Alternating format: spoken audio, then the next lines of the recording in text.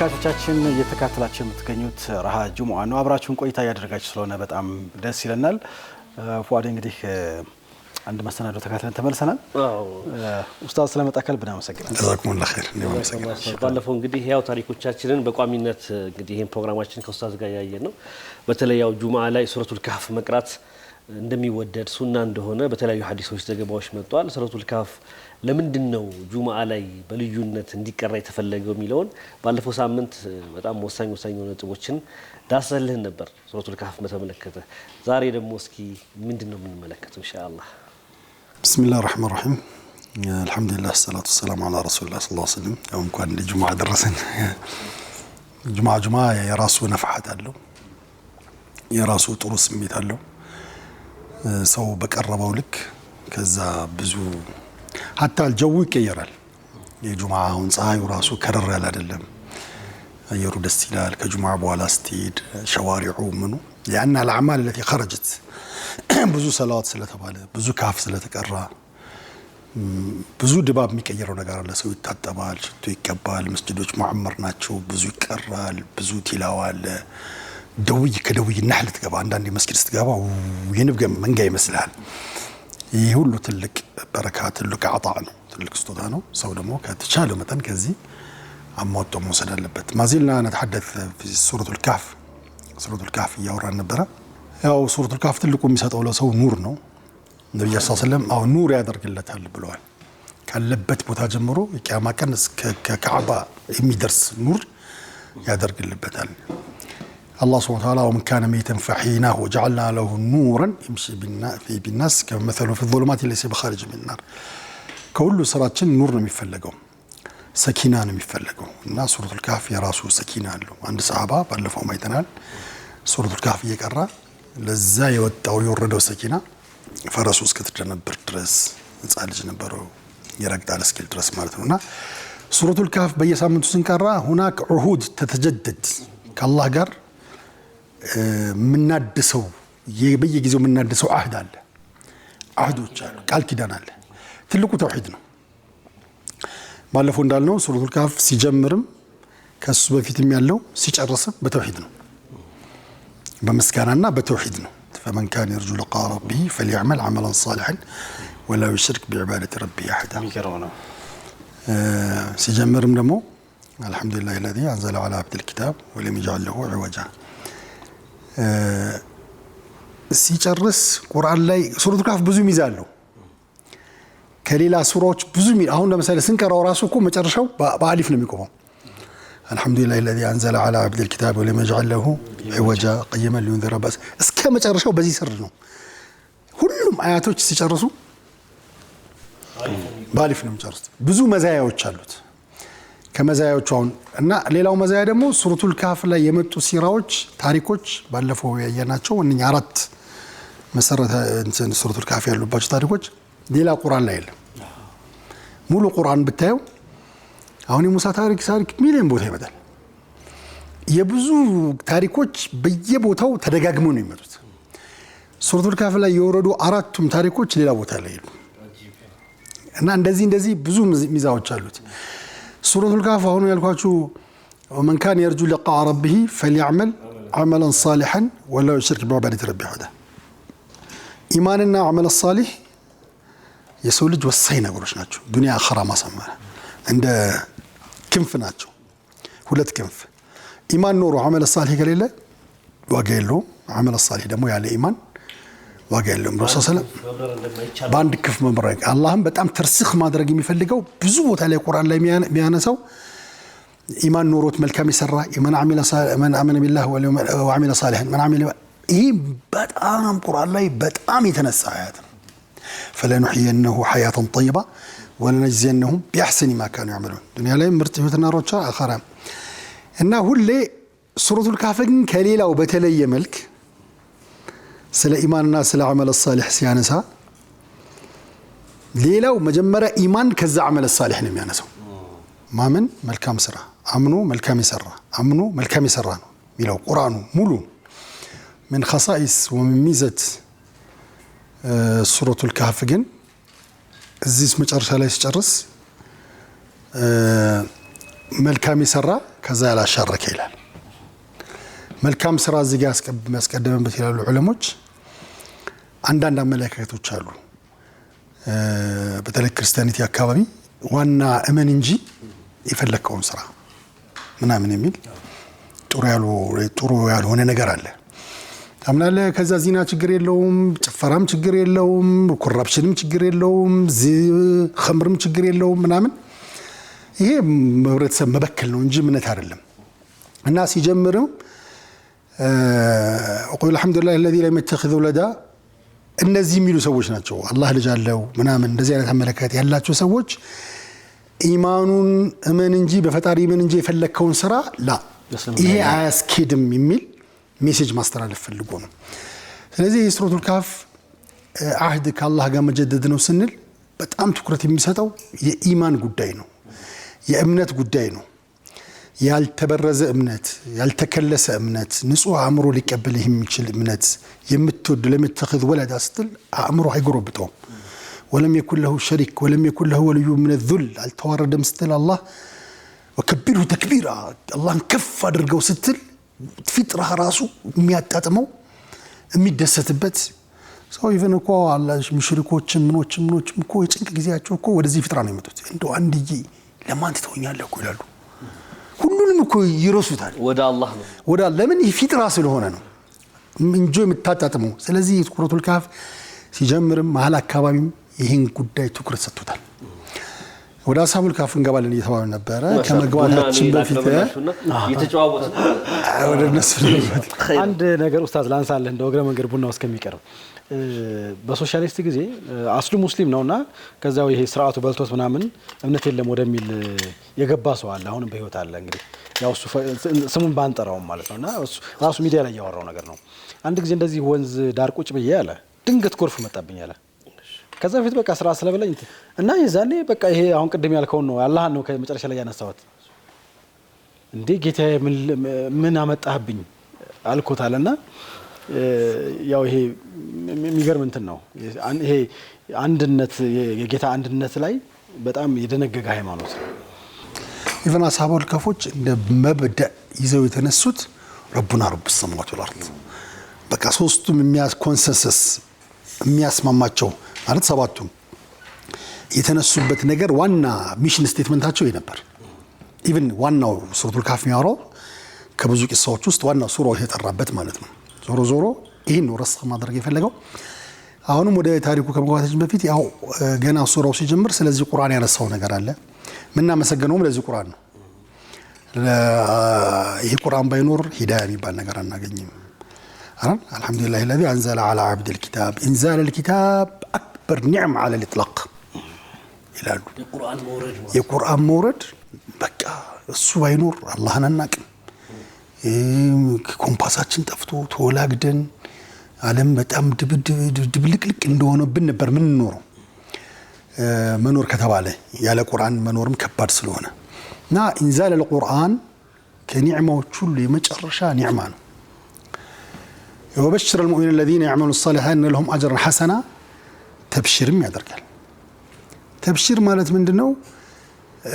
الحمد لله الذي انزل على عبده الكتاب ولم يجعل له عوجا ደስ የሚለው ደግሞ ይሄ መጽሐፍ ከሌሎቹ መጽሐፍ የተለየ መጽሐፍ ነው። ጋራንቲ የተሰጠው ነው። ተሕሪፍ አይገባውም። መበረዝ መደለዝ ለዛ አይጋለጥም።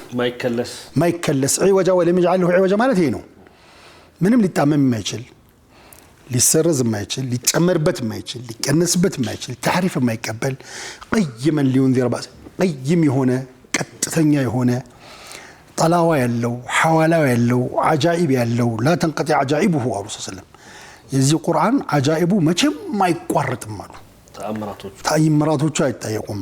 በቁርአን ሰው ምን ደስታ አለበት? አላህ ሱብሓነሁ ወተዓላ ቡሽራ ነው። ሌላ ቦታ ይላል قل بفضل الله وبرحمته فبذلك فليفرحوا هو خير مما يجمعون.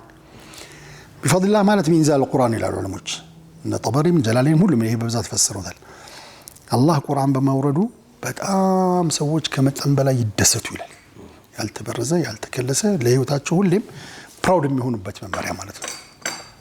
ከዛ ለዚህ አላህ አጅር ይሰጣል። ሰው አጅር መስጠት አለበት። ሰው ካሰራ አጅር መስጠት አለበት። የሰው ላቡ ሳይደርቅ ከዛ በኋላ ይኸው ስለዚህ ቁርአን አላህ ሱብሓነሁ ወተዓላ ሱረቱል ካፍ ሲጀምር ተብሺር ላይ አቋረጥኩ። ብስራት ነው። ምን ማለት ነው? ትንሽ እንትን አይፈልግም? አሁን እኛ ቁርአንን ብዙ ጊዜ ማስፈራሪያ አድርገን ነው ዳዋም ስናደርግ ወየውልህ ጀሃነም አለቀልህ ትጠፋለህ። ግን አሁን ተብሺር ስትለይ ማበሰር ረሱሉን በሽሩ ወላ ተነፍሩ ያሉበት ሐዲስ አለ አይደል? ከዛ አንፃር እንዴት የሚገርምህ ይሄ ተርም መዝሉም ነው ቁርአን ላይ በጣም የመጣ ነው። ወለቀድ አርሰልና ኢብራሂም ቢልቡሽራ ይላል ወበሽር ዒባድ الذين يستمعون القول بالبشرى ይላል። ይሄ ቃሉ ራሱ ተደጋግሞ ነው የመጣው ቁርአን ላይ ወይ በሽር ሙበሽረን ወነዚራ እና ጀሃነም 7 በር ካላት ጀነት ስንት ነው ያላት? 8 እኮ ነው ያለው። በለጠ ረሱሉም ሰለላሁ ዐለይሂ ወሰለም በሽሩ አሉ። በጣም ብስራት አብዙ፣ ሰውን ተዕሲር አድርግለት። እንደው ስለ ተብሺር ስናወራ አሁን ለምሳሌ ጥሩ ገድ ሱና ነው፣ ተፋውል ይባላል አይደል? ተብሺር እኮ ነው። ሁሌ ኸይር ይገጥመኛል ብሎ ማሰብ ሱና ነው። ሸር ይገጥመኛል ብሎ ማሰብ ሽርክ ነው፣ ተጠዩር ይባላል። በዚህ ከደ ይቀኛል፣ በዚህ ከደ አይቀናኝም ሽርክ ነው። ይቀናኛል ሱና ነው። እና ምናልባት እንዳልከው ኡስታዝ ፉአድ ሜቶዶሎጂያችን ላይ የሆነ የተሰራብን ነገር ሳይኖር አይቀርም። አክስ የሆነ ነገር ተሰርቶብናል፣ ተገልብጧል። የማስተማር ረብ ሰለላሁ ዐለይሂ ወሰለም የመጡበት መንገድ ተገልብጧል እንጂ አብዛኛው የረሱል ሰለላሁ ዐለይሂ ወሰለም ስትላቸው ሰሃቦቻቸው ጋር እንደውም ትንሽ ማጥበቅ ያለብህ ማለት ነው። በደንብ ብቃት ኖሮት ትልቅ ሆኖ ሲሳሳት አሁን ለነ ከዓብ ምናምን ደረጃ ብዙ ተለፍቶብህ ቂማ ስትደርስ የደረሱ ሰዎችን ሊደሮችን እንደምን የነሱ ስተት ብዙ ለየሱሙ ከራህማ ነው የነሱ ስተት ሌሎችን ይጎዳል ተብሎ ስለሚታሰብ ነው እንጂ ረሱል ሰለላሁ ዐለይሂ ወሰለም ጊዜ የሚሉት ላይ ጀነት ገባ በፓስት ነው ያነሱት አይደል? መንሰል በርዳኒ دخل الجنه። አሁን በእስልምና ተብሺር ለማድረግ ሰውን ለማስለም ሰባቱ ያለ ሰው እኮ እስልምና ውስጥ ይገባል። ላ ኢላሀ ኢላላህ ባይል የአባቶችን ሃይማኖት ትቻለው ካለ ገባ። በቃ ብለሃል ነው ወደዚህ መተሃል ነው። ግን ለማክፈርስ አቤት የሸርጡ ብዛት ቃዲ ጋር ሂዳል ዩስተታብ ምን ማለት ፈልጎ ነው? በአቅሉ ነው ወይ ይህን ያለው? ብሶት ተሰምቶት ነው ወይ ይህን ያለው? ሚሊየን ኬዝ ነው የምታመጣው አይደለ? ሰውን ከዲን ለማስወጣትም ደግሞ ማንም ሰው አይችልም። ለምን አንድ ሰውን ካፊር ያለ ራሱ ነው ወደ ራሱ ይመሳሰል ሙሳሰለም። አሁን ግን ሜቶዶሎጂያችንን ሰውን በቀላሉ የመሳደብ የማክፈር የማስፈራራት በፍጹም የዲኑ ስፕሪት ያልሆነ የዲኑ ሐሳብ ያልሆነ ያልመጣበት ትሩዝ ማለት ነው ያልመጣበት ነገር ላይ ዲኑ ላይ የነገሰ ሐሳብ ሆኗል። መርሐባ። ምናልባት እንግዲህ ይሄን ሁሉ እስከዛሬ እንግዲህ 3ኛ ሳምንታችን ነው አይደለ? በጣም ውድ ሱራም ስለሆነ ነው ዙሪያውን ስንሄድ እንደው ወደ መሀል ገብተን አንዱን ነገር ያልነካ ነውና ዛሬ ደፍረ መግባት እንዳለብን ይሰማናል። እንደው ቦታው ይታወቃል ወይ? አሁን ያ ነገር የተከሰተበት ቦታ እስኪ እንደው ሂደቶቹን ደግሞ ከቅደም ተከተል ብዙ ጊዜ እንቀረዋለን። ያው የዕልምም ችግርም ስላለ ትርጉሙ አይገባንም።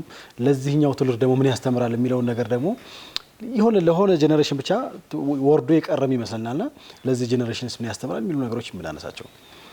ብዙ አብዙት የተባለው ብዙ ስለምንማርበት ነው። ወላ በፊትና ጊዜ በየቀኑ ቁርጥ ይባላል። ዘመን الفتنة ጊዜ በየጊዜ ቁርጥ ይባላል እና أصحاب الكهف أم حسبت أن أصحاب الكهف والرقيم كانوا من آياتنا عجبا إلى الله كان ሲጀምር ስለነኝ ሰዎች ወደ 9 አያቶች በእነዚህ ልጆች ላይ በሰፊው መጥቷል። ቁርአን በሙሉ አጀብ ነው። የአስሐብ الكهف ቂሳ እንደው በጣም ከሚያጅቡ ታሪኮች ይመስላል እንዳላቸው ምን ማለት ነው? ከዚህ በላይ አጀብ አለ ነው። لخلق السماوات والارض اكبر ሰማዩ መሬቱ ቂያማው ምናምኑ ከዚህ አሁን ያ በጣም ተወርቶለት ነበር። አስሐብ الكهف ሌሎችም ሃይማኖቶች ያውቁታል፣ ይሁዶቹም ክርስቲያኖችም ያውቁታል፣ ሙሽሪኮችም ጭምጭምታ ሰምተዋል እና ትልቅ ጉዳይ ነው። በእርግጥ አላህ Subhanahu Wa Ta'ala ነብእ ብሎታል። ነብእ ማለት ከኸበር ከፍ ያለ ስትሰማው የምታጣጥመው ጉዳይ ነው፣ ዜና ነው። እንደዛም ከሆነ ከመሆኑ ጋር የነኛ አስሐበል ከፎችና የረቂም እዛ ያለው ስማቸው የተጻፈበት ምናምን አያ ነው። 309 ዓመት ቆይቷል። ግን ከዚህ በላይም አያት አለ ነው። ሞቶ መቀስቀስ ትልቅ አያ ነው። ከዚህ የባሱ ትልልቅ አያቶች ናቸው። ማዕነሁ ይህም አያ ቢሆን ማለት ነው። አጂብ ወሬ ነው። ታላቅ ዜና ነው። ሱራውም የተሰየመበት ሱራ ነው እና ስለ ወጣቶች ነው የሚያወራው። ፊትያ ኢዝ አወል ፊትየቱ ኢለል ከህፊ ኢነሁም ፊትየቱን አመኑ ቢረቢሂም ወዚድናሁም ሁዳ። የወጣት ዒባደኛ አላህ በጣም ይደሰትበታል። ለምን ወጣት ብዙ ነገር ይፈልገዋል። ያንን ሁሉ አሸንፎ አላህን መርጦ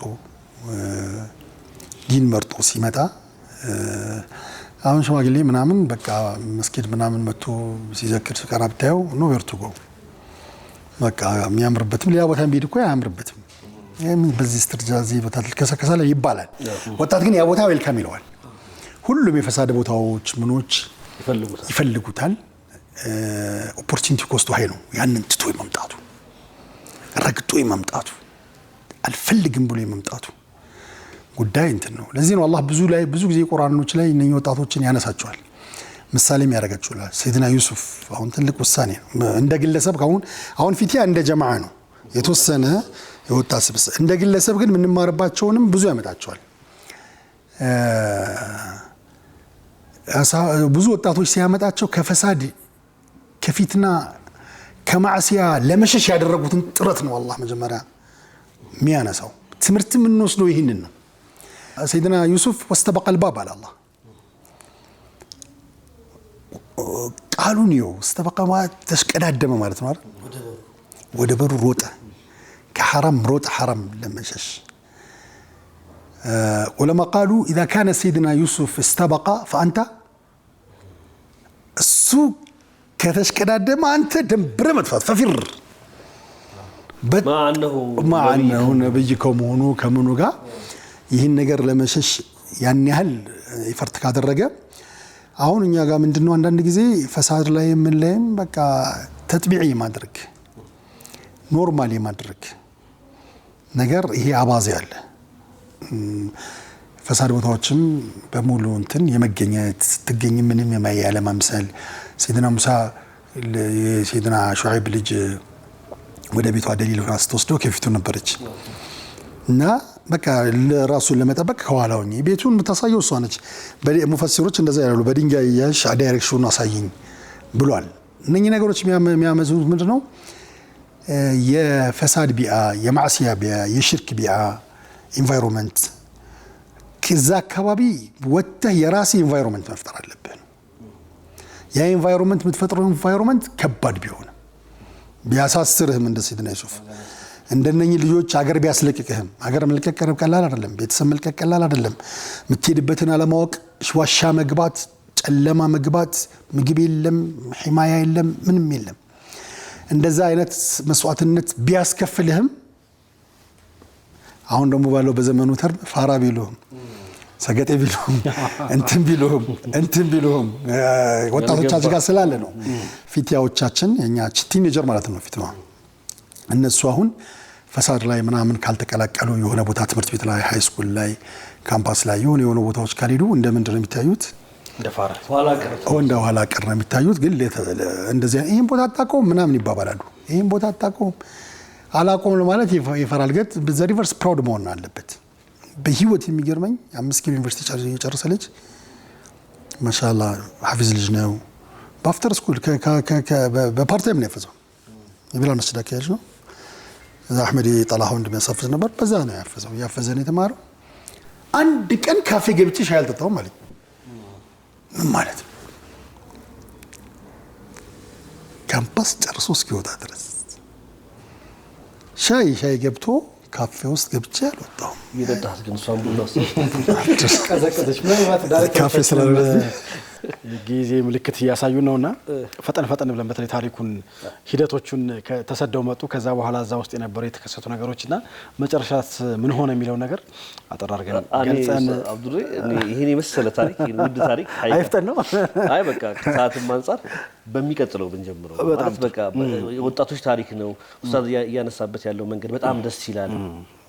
ይሄኛው ነው በፍጥነት የምንጨርሰው አንድ በሚቀጥለው ተረጋግተን በየቀኑ ሜቢ አንድ ማየት ላይ በቃ እንችላል ምን ጁምዓ ነው ሰው ራሃ ያደረገ ነው ለምን እንቸኩላለን ሰው ራሃ ያደረገ ቴክስ ብዙ ጊዜ ቢወስድ ችግር ያለው አይመስልኝም لمن التربية والدروس والعبر التي نستخرجها من هذه الصورة عجيبة بله بلنا البحر بلنا والله كيان عنده كلمة مفسروا شو يصفوت كيان عنده كلمة بزون يقرن يموتوا كيان عنده قالات إن قال لم تتكمه كاف ميلو قال لم تتكمه كاف مالتنا قبطوان واشا مالتنا